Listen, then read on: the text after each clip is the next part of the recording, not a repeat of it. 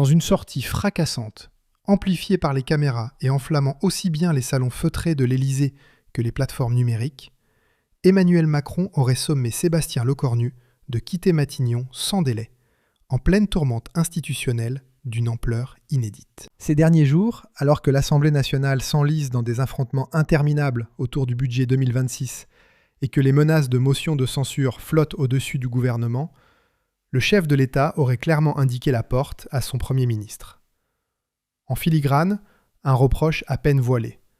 Une gestion jugée défaillante du gouffre budgétaire et des fractures internes qui fragilisent l'exécutif. Nous faisons face à une réalité où Macron, traditionnellement vu comme un stratège calculateur qui s'accroche au pouvoir, semble flirter dangereusement avec un remaniement forcé, comme pour se débarrasser d'un allié devenu encombrant.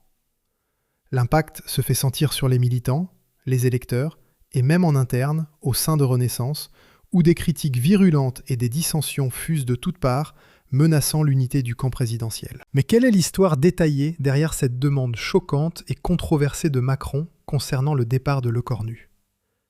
Les observateurs politiques avertis n'aiment pas voir Macron, sous la pression croissante des oppositions, sembler s'éloigner de sa... Dans une sortie fracassante, amplifiée par les caméras et enflammant aussi bien les salons feutrés de l'Élysée que les plateformes numériques, Emmanuel Macron aurait sommé Sébastien Lecornu de quitter Matignon sans délai, en pleine tourmente institutionnelle d'une ampleur inédite. Ces derniers jours, alors que l'Assemblée nationale s'enlise dans des affrontements interminables autour du budget 2026 et que les menaces de motion de censure flottent au-dessus du gouvernement, le chef de l'État aurait clairement indiqué la porte à son Premier ministre. En filigrane, un reproche à peine voilé. Une gestion jugée défaillante du gouffre budgétaire et des fractures internes qui fragilisent l'exécutif. Nous faisons face à une réalité où Macron, traditionnellement vu comme un stratège calculateur qui s'accroche au pouvoir, semble flirter dangereusement avec un remaniement forcé, comme pour se débarrasser d'un allié devenu encombrant. L'impact se fait sentir sur les militants, les électeurs, et même en interne, au sein de Renaissance, où des critiques virulentes et des dissensions fusent de toutes parts, menaçant l'unité du camp présidentiel. Mais quelle est l'histoire détaillée derrière cette demande choquante et controversée de Macron concernant le départ de Lecornu ? Les observateurs politiques avertis n'aiment pas voir Macron, sous la pression croissante des oppositions, sembler s'éloigner de sa stratégie de stabilité pour adopter un discours plus autoritaire et expéditif. En gros, Macron et Lecornu sont pris dans cette course effrénée pour sauver le gouvernement face aux motions de censure, mais cela divise profondément et crée des fractures internes explosives.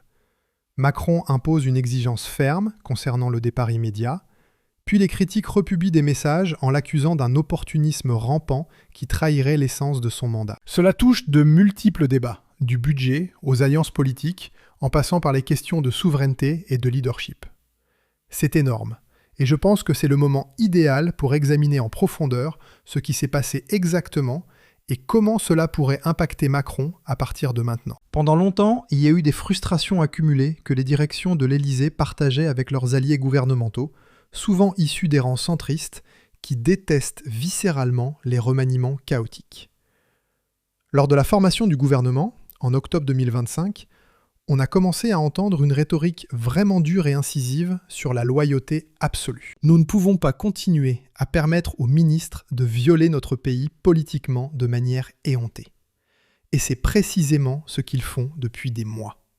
Le président Macron, en tant que négociateur officieux sur ces questions sensibles, travaille sur ce grand rapport exhaustif avec ses conseillers. Ils enquêtent essentiellement sur les pratiques gouvernementales douteuses de Lecornu. La question qu'il posait était la suivante.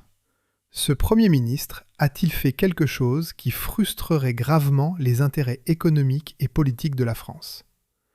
Il trouve, sans grande surprise, que oui.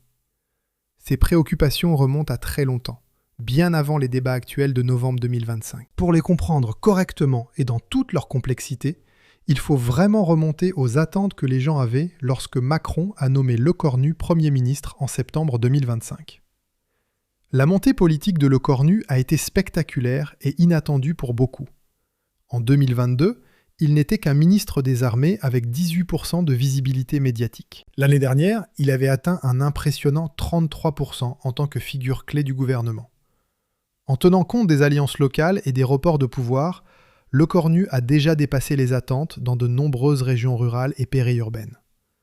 Cette croissance sans précédent a commencé avec la stratégie de recentrage menée par Macron. Il a commencé à ouvrir le gouvernement au monde économique en 2024 et le Cornu est rapidement devenu le porte-voix incontesté des réformes sécuritaires.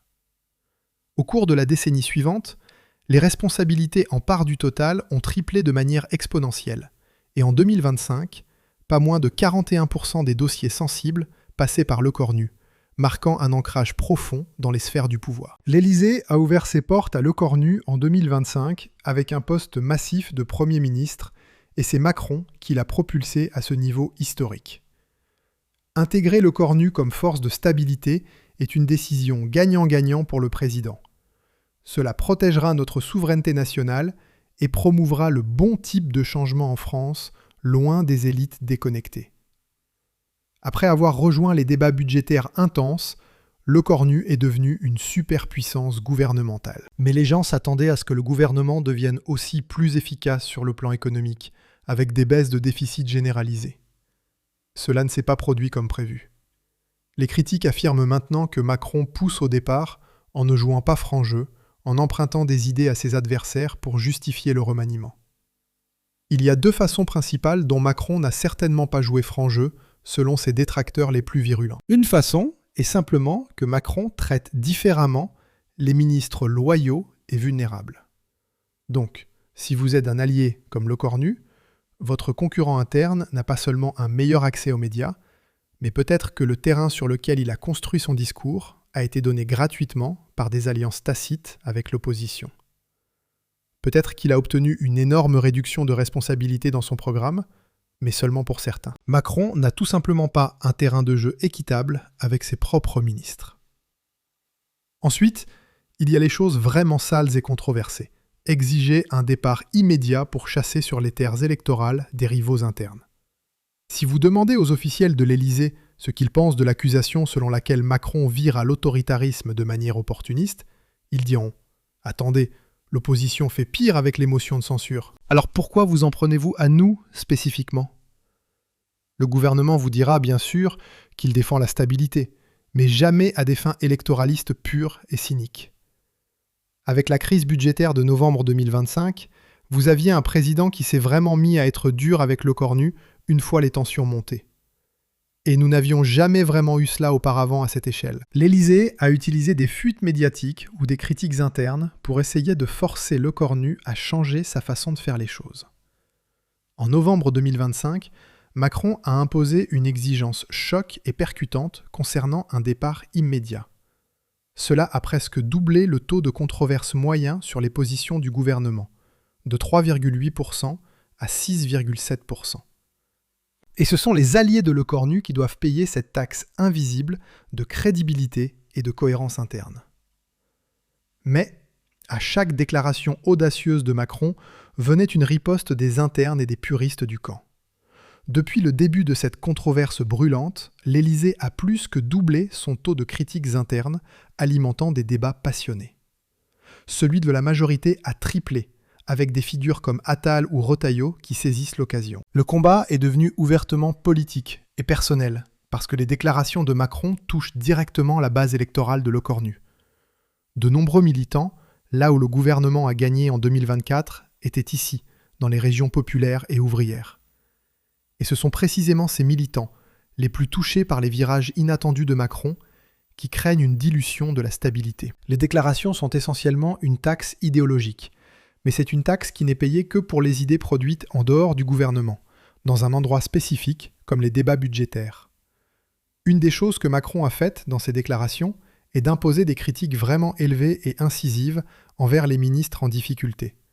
C'est un produit énorme que les électeurs populaires consomment, seulement pour le vendre à Macron comme un argument de renouvellement. Donc comment ces déclarations et la controverse impactent-elles la politique française au sens large, au-delà de l'Élysée ? Je pense qu'à un certain niveau, nous voyons des